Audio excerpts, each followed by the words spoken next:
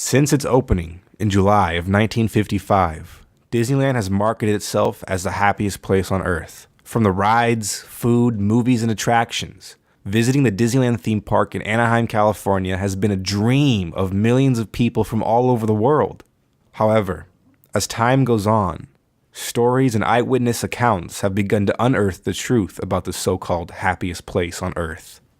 From ghost sightings to mysterious and horrific deaths, Disneyland has emerged as one of the darkest and most mysterious places on the planet. Hello, my name is Weendawg, and you're listening to Weendawg Radio.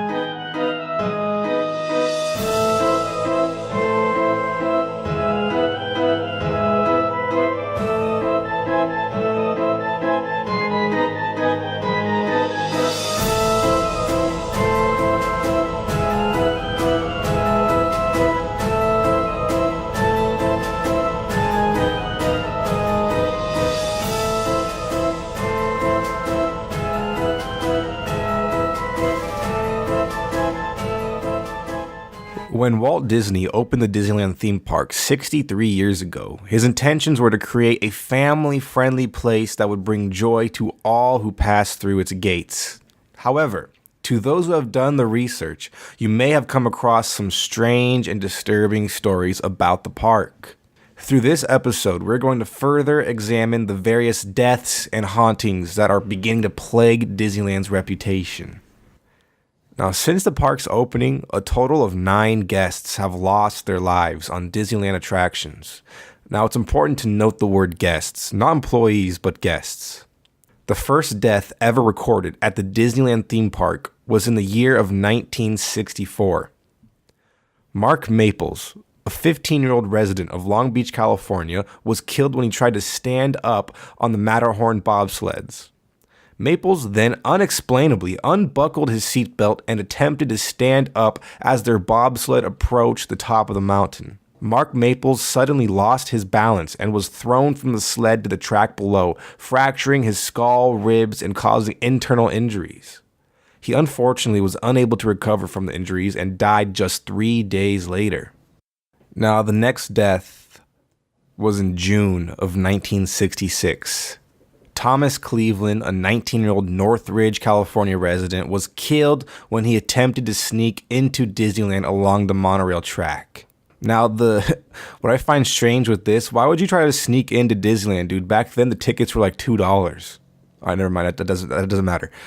Anyways, he was able to scale the park's 16-foot high fence on grad night and climbed onto the monorail track with the intentions of jumping down once inside the park.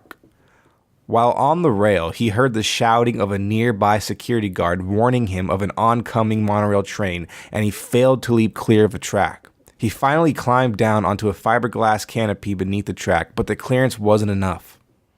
The oncoming train struck and killed him, dragging his body 30 to 40 feet down the track. Okay, so the next death occurred in August of 1967. Ricky Lee Yama. It was a 17-year-old boy from Hawthorne, California. And it's important to note that Disneyland used to have this attraction called the People Mover. It's just like a little, like a train type of deal where you get on it and it sort of just takes you around Disneyland, the entire park. And I think it was like a 16-minute long ride. It was just like a little tour of the park, and it was like on a rail up in the air, sort of like how the monorail is. But it was like it wasn't the goal of the ride was not to get you from one place to another. It was just here's a quick little tour of the park, an overhead view. It's pretty cool. Since then, the ride has been I guess it is a ride. The ride has been taken out. So what happened with Ricky Lee Yama? Apparently, he was on the ride on a beautiful August day in 1967, and he decided that, you know what, I'm gonna get a little crazy here. And so he exited his cart, the People Mover car. He exited it and was like on the side of it. And as the cart was running through a tunnel, he slipped, and I guess he was trying to jump from one car to another, because it's the way the ride is set up. It's kind of hard to explain. You just got to Google a picture of the People Mover. There's a car directly behind him and a car directly in front of him, and his goal was to jump from one car to another. Maybe he had friends in the other cars trying to act funny, maybe try to impress a girl. Look at my parkour skills, who knows. But in the middle of him jumping from car to car, he just accidentally slipped and just, he just fell beneath the cars, and he was crushed to death, which is, dang, that sucks. Any death where it involves you being crushed is just terrible. A terrible, terrible way to go. Okay, so this next death is it's very, very unfortunate, and it just sucks when you think about it. And by the way, I'm going in chronological order if you haven't caught on by now. The next death happened in the month of June in the year of 1973.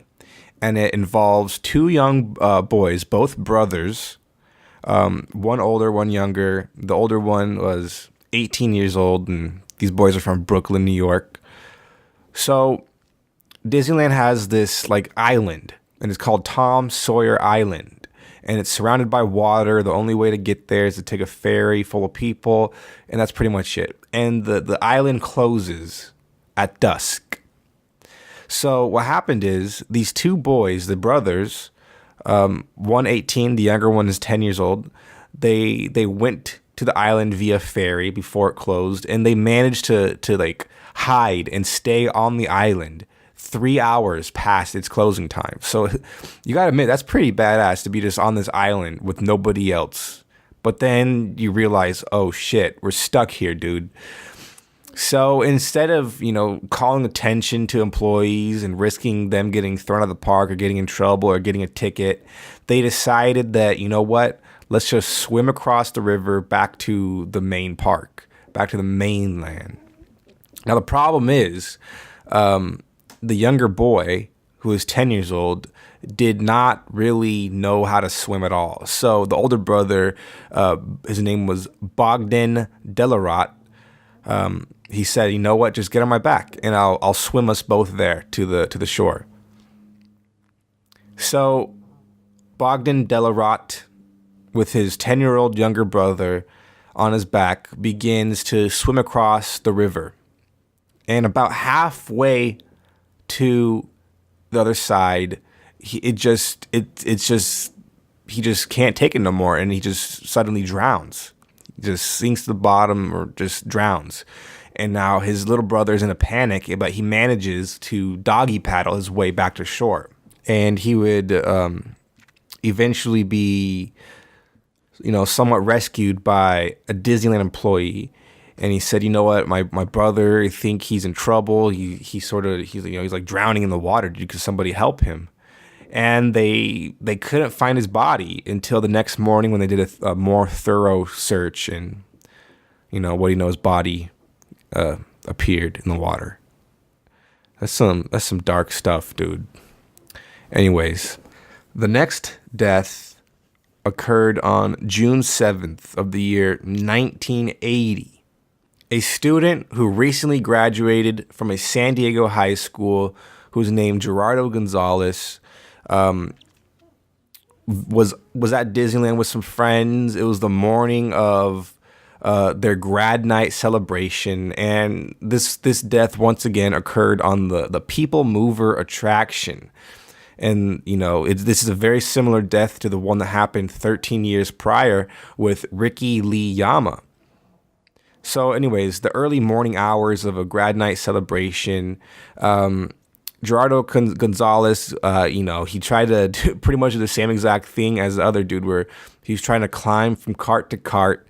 But unfortunately, he stumbled and fell onto the track, where an oncoming train of cars just ran over him and crushed him beneath its wheels, and it even dragged his body a few hundred feet before being stopped by a ride operator. Good Lord, that's just terrifying, dude. On to the next one, though. June 4th, 1983. Okay, listen.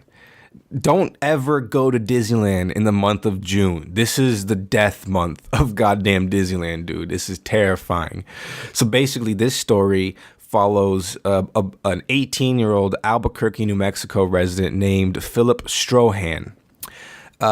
He was at Disneyland on another grad night. Jesus. All right, don't go to Disneyland if it's grad night or if it's in the month of June. Now, if your grad night is in the month of June, it's all over, dude. Just stay at home. So basically what happened, he was there celebrating grad night, but he was also celebrating his 18th birthday. And he was there with a friend, and they're trying to get lit, dude. They were drinking alcohol, definitely more than they should have been. And they were walking around the rivers of America. Now, remember, the rivers of America is where the two brothers, the one brother, drowned. So this one, they're just walking around, they're drinking, and they managed to sneak into a cast members only area that was near the river. And in the area, they found a rubber maintenance motorboat, and they said, you know what? It's a grad night. I'm turning 18. Let's take this baby for a joyride. So they get in it, and they weren't trained in how to operate the vehicle properly, and they eventually lost control of the boat and ran it into a big giant rock near Tom Sawyer Island. Now, Philip Strohan was thrown into the water, and his friend, in a panic, traveled back to shore to find help. But unfortunately, Strohan drowned long before his body was finally located, just an hour later. So the next death occurred in the month of January, specifically January 3rd of 1984. A 48-year-old woman who was from Fremont, California, named Dolly Young, was killed on the Matterhorn.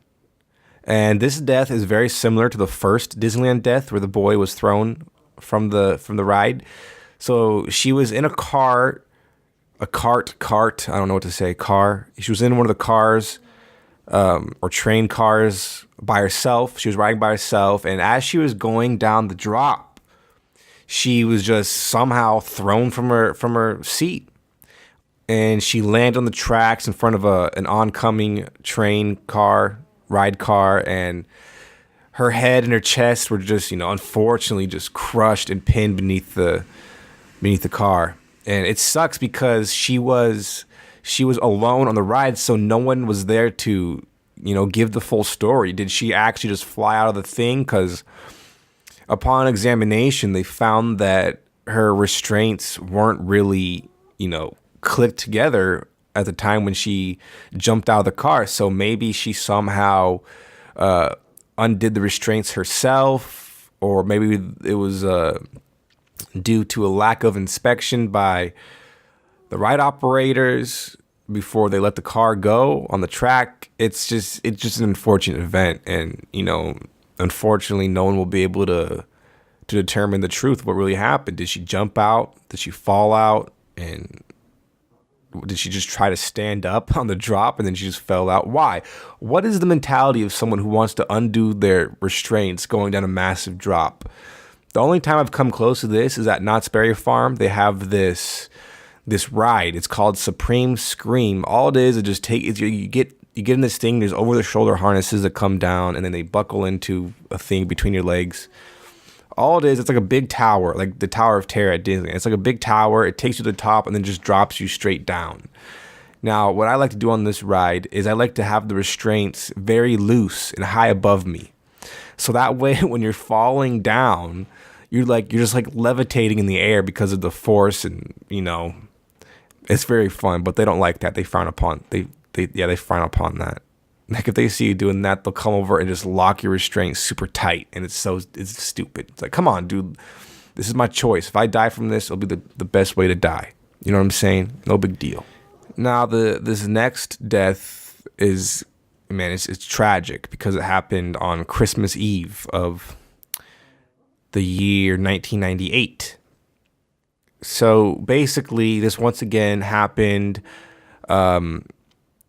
at the rivers of America on a dock where guests would line up to board the sailing ship Columbia. The ship is called Columbia, and it's like it's like a boat that just takes you around the river. So there's a couple guests, and one was named Luan Dawson, and the other was his wife, Liu Thui Vuong. I'm sorry, I might have got that wrong. I apologize. But anyways, so Luan and Liu were waiting to board the Columbia while one of the workers on the ship was getting one of the ropes which was used to help sail the ship. He was like doing something with the rope, tying it up or something, and it just snapped, and it sent this like metal cleat which was attached to the rope flying at a very, very high speed, and it just nails Luan Dawson in the head, and it also injured his wife. So basically what happened is he went to the hospital, but unfortunately it was all over, dude. He was brain dead, so they just decided to take him off life support, and he eventually just died. Now, it's important to note that this death was the very first guest death in Disneyland's history that was not a result of any negligence on the part of the guests. It was primarily the park's fault on this one. And so since that death, it prompted a movement for greater government oversight of theme park operations and safety procedures, which is great. So the most recent recorded guest death at Disneyland occurred on September 5th of 2003. A 22-year-old man named Marcelo Torres, who's from Gardena, California, he was on the Big Thunder Mountain Railroad with a bunch of other people when suddenly the train car just separated from the track in the tunnel section of the ride, and unfortunately Marcelo Torres was the only one to be fatally wounded. So he just suffered massive blunt force trauma to his chest, and he eventually just died from blood loss, while most of the other guests involved in the incident were just injured, some worse than others, but Torres got the worst of it. He lost his life, dude. Now, I don't know if there has been any more recent deaths since then, because my source right here, it was last updated in August of 2007. I'm on Snopes right now because I only want to get the facts, dog. I only want the facts. So that was the 9 guests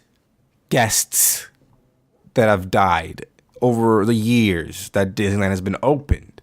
Now, there's been more like employee deaths, but there's one that stands out to me the most. I've talked about this one in my original YouTube video on Weendawg TV, where I talk about sort of the similar stuff like dark secrets that Disneyland is trying to hide from you. I don't know what the video is called, to be honest, but it was very similar to this. But I did talk about this story in that video. So like back in the 70s, there was this attraction in Disneyland called America Sings. Now, this story occurs in the year 1974. Now, one of the employees on this attraction, her name was Debbie Stone, and she was just only 18 years old, and she was working on the attraction. So it's important for me to explain how this attraction works. It's not going to be easy because it's kind of a weird setup. So basically, think of it as there's a circular type stage in the middle of like these stadium seating. Now, the stadium seating is like sort of where the guests would be seated as they would revolve around the stage. And each time they revolved around the stage, there'd be like a new show going on. There'd be like animatronics and stuff on the stage. And it was like a rotating platform that the guests were on. So what happened is that this girl, the employee Debbie, was working behind the stage, doing some stuff, and her job was mainly just to like, well, she was a hostess, and she was to greet each new audience member as they settled into the seating area. So she was backstage doing some work, whatever she was doing, waiting for the show to end. And she just somehow just managed to slip and fall onto the rotating track where, once again, she was crushed.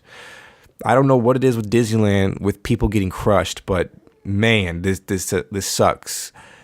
So she was just violently and gruesomely just torn apart by the gears and the stage that was rotating. And, you know, since then, this ride has been, well, it's not even a ride, but this attraction has been taken out.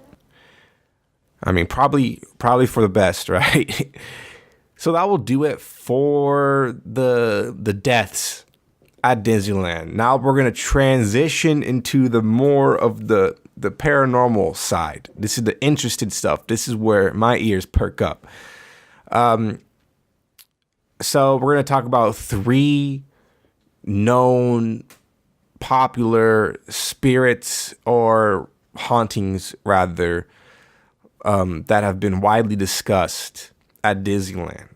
Now, of course, there's been hundreds and hundreds of paranormal encounters claimed by people, but these ones are just the more popular ones, the more commonly known ones, the more noteworthy ones. And we'll start with the man of the hour, the man himself, Walt Disney.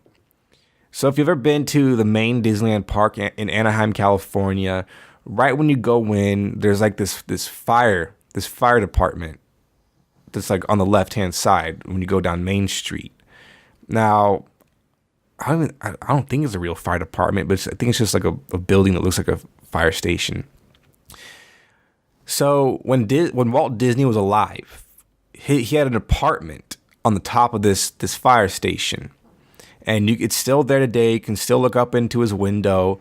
And the thing is, they leave this light on 24/7 as a tribute to Walt Disney, who died in 1966.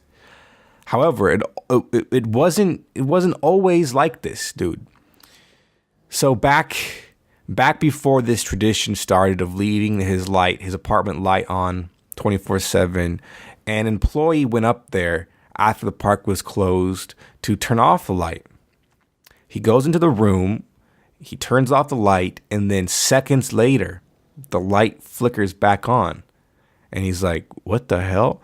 And he walks back over, flips the switch, the light turns off, and then once again, the light comes back on. And all of a sudden, he faintly hears a voice tell him, I am still here. And, you know, in utter shock, the employee just booked it and ran away and just told his manager, told everybody, and that's how this story came to be. Walt Disney still is up there in his apartment.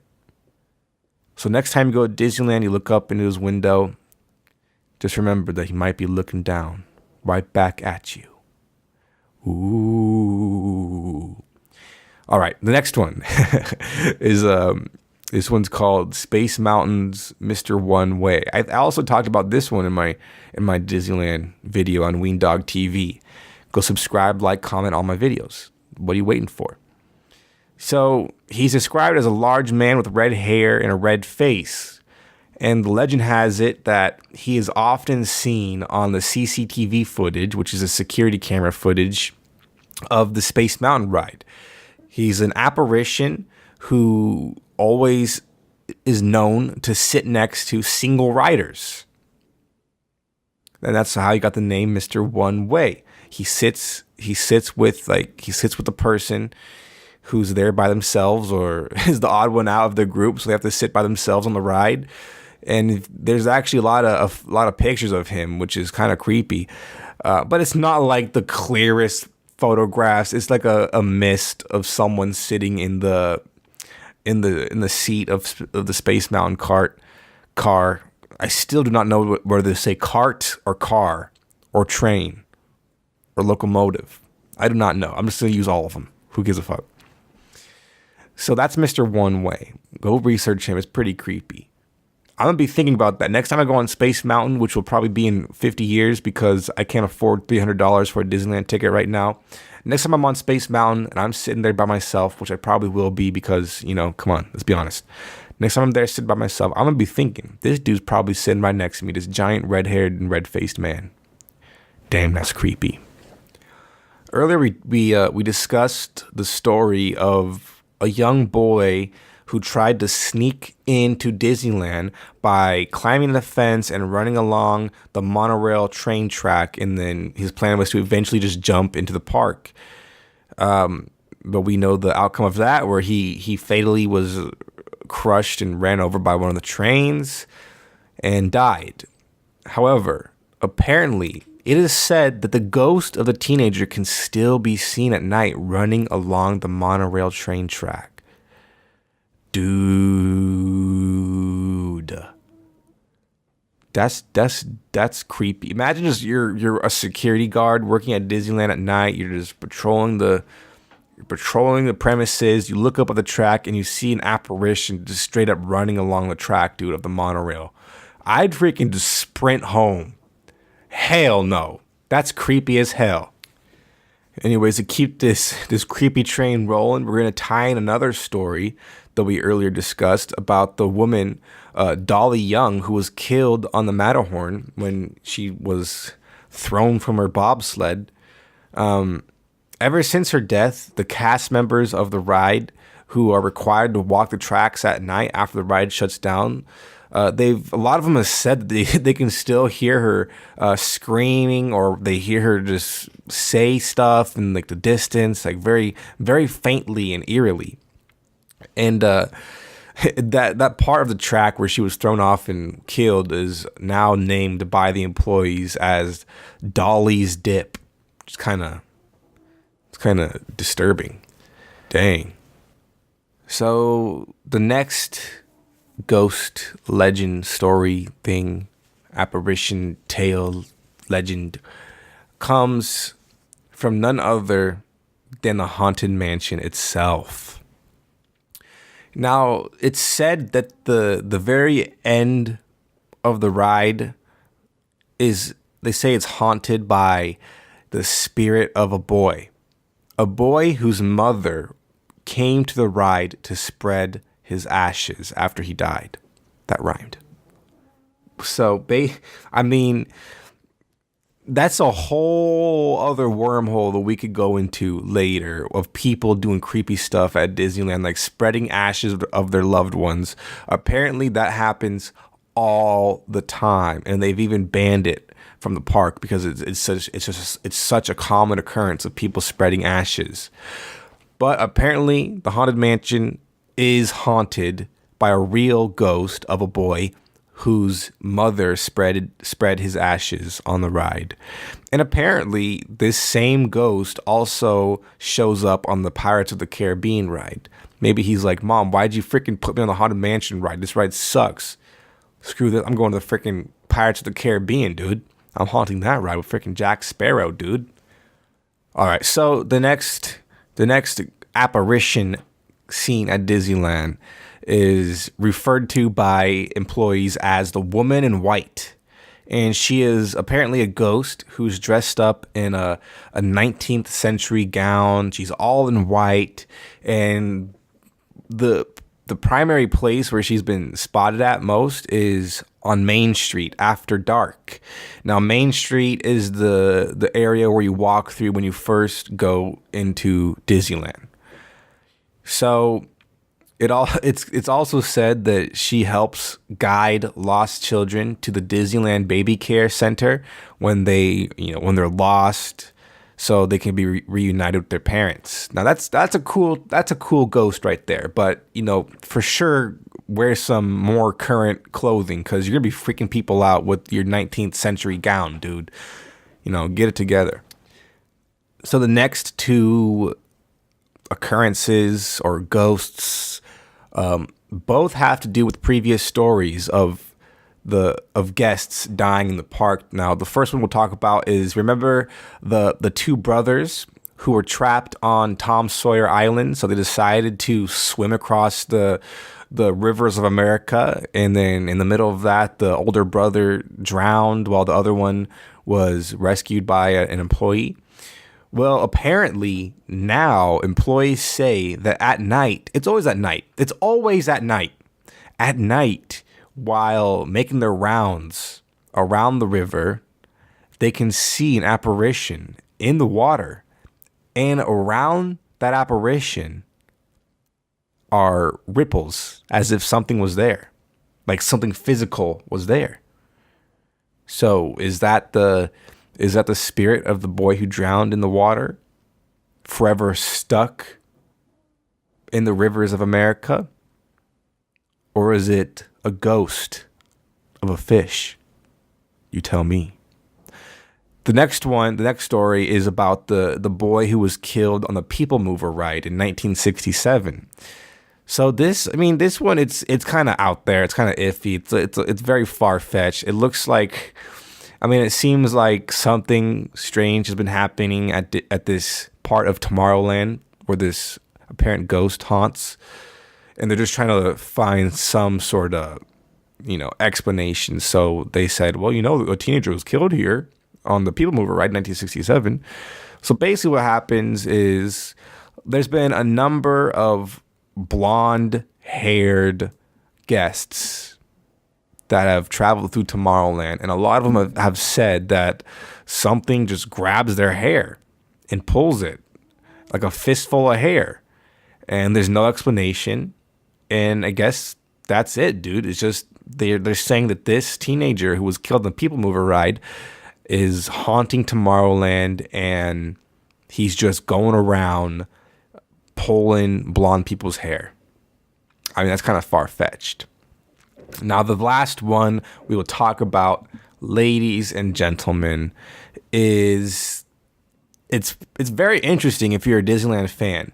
So basically, when the construction on the Haunted Mansion ride began in 1963, the story goes that its sole purpose was to legitimately scare the shit out of the guests who dared to go on the ride. So when the ride first opened, a woman went on the ride just to see what all the fuss was about. Oh, I got a new Haunted Mansion ride, Shane. Let me try this ride, Shane. She goes on the ride, and apparently it was so scary that she died of a heart attack right there on the spot. Now, apparently, legend has it that her death led to a reconstruction of the ride to make it more kid-friendly, more family-friendly to all the guests who went to the park, because you can't be having a theme park, primarily targeted towards smaller children, and then have this ride there that's literally killing people because it's so scary. I would prefer it to be terrifying. Like, you go there now on the Haunted Mansion ride, it's like oompa doompa, scaring you too. It's like a very cheesy ride, but I still love that ride. It's one of my favorites at Disneyland. Other than that, dude, that's pretty much going to cover the Disneyland stuff today. I'm thinking about dropping 2 episodes this week because I promised you guys an episode on Monday, but I was unable to fulfill that promise because some stuff. Let's just say I'm very proficient at procrastinating when it comes to schoolwork. And it is midterms, and I just realized it is midterm time for us college students. So I'm on, this was like on Sunday or something. I'm on my school website type thing. It's called Canvas, where all your classes, see the way it works now in college, pretty much every class has an online section of the class where you can talk to everybody in your class online, turn in assignments online, do work online. So I go on the Canvas thing to see what was due. And it turns out I had a 10-page essay slash project due the night after I checked. So I'm like, oh shit. So I pretty much just invested all my time into that project. I got it done. I go back on Canvas and I check my other class, and it turns out I have a massive it's not massive because it's not as big as a 10-page, but a 5-page essay to write on radiocarbon dating, dude. A 5-page essay on radiocarbon dating. What the hell? So I finished that. I stayed up till 3 a.m. working on that paper. I finished it. And now that I'm done with most of my midterm, I can, bust out these podcasts and Weendawg TV videos. Also, I released a video on Weendawg TV. It's like it's like on the Grinch movie trailer that just came out. I'm going to town on that trailer. It's pretty good. I'm proud of it. It took me like 10 hours to edit. So, is it one of Weendawg's better videos on Weendawg TV? Maybe. I'm proud that I was able to pull it off. I'm proud of my editing skills. Go watch it. Tell me what you think. It's my most recent video. It has to do with the Grinch, the stupid new animated Grinch movie that's going to come out. God, it looks terrible. Anyways, thank you guys for listening to this podcast. I'm going to try to bust one out later on. Maybe I'll do another one today or tomorrow. And that one will be about my goddamn birthday. Ugh. Anyways, thank you guys for listening. Go follow me on Twitter and Instagram at the Weendawg, TheWeendawg, and that's it. I'm also, I've been working on the MMA Roasted theme song, the new rap song for MMA Roasted. It's legit, dude. I mean, it's pretty good. I just have to work on mastering it so it doesn't sound like a piece of shit. Because right now it kind of does, because it's not mastered yet.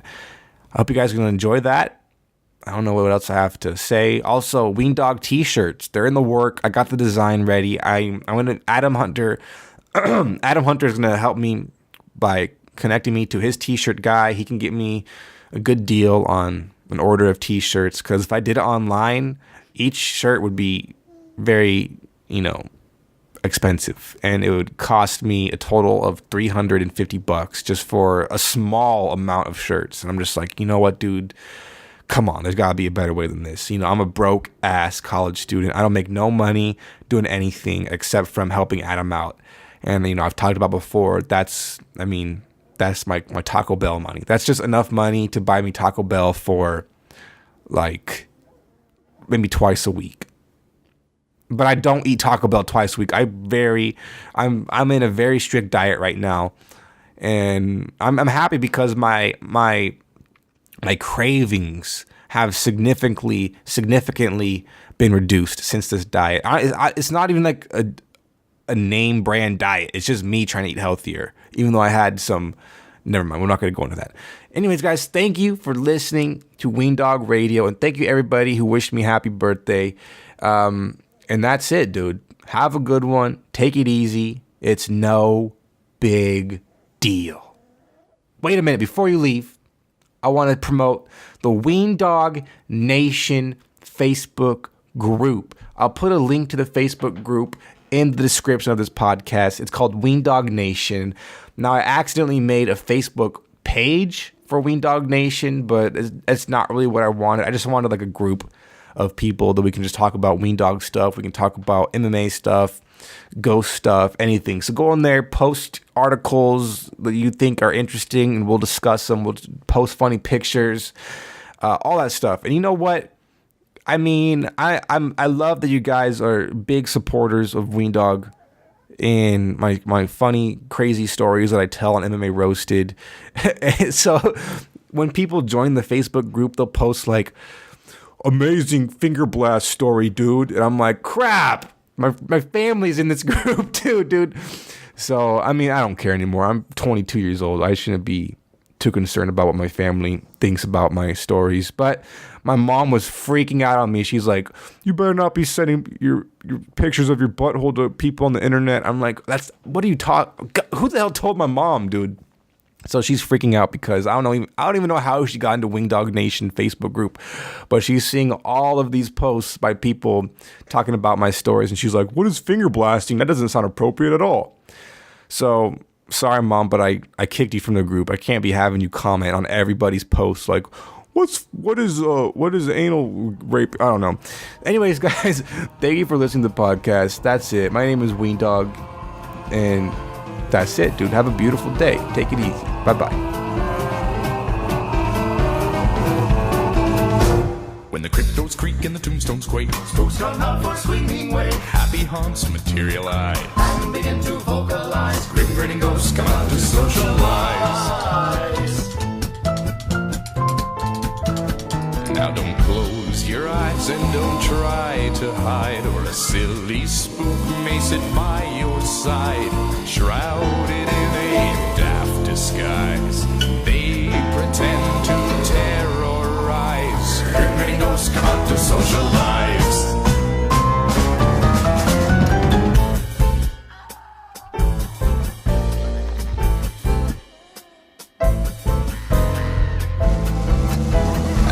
Climbs high or dead oak tree, Spooks arrive for the midnight spree. creepy creeps with eerie eyes, Start to shriek and harmonize. Grim grinning ghosts come out to socialize. when you hear the knell of a requiem bell, Weird ghosts leave where the spirits well. restless bones etherealize, Rise the spooks on every side. grim grinning ghosts come out to socialize, Ghosts come out. Grim grinning ghosts come out.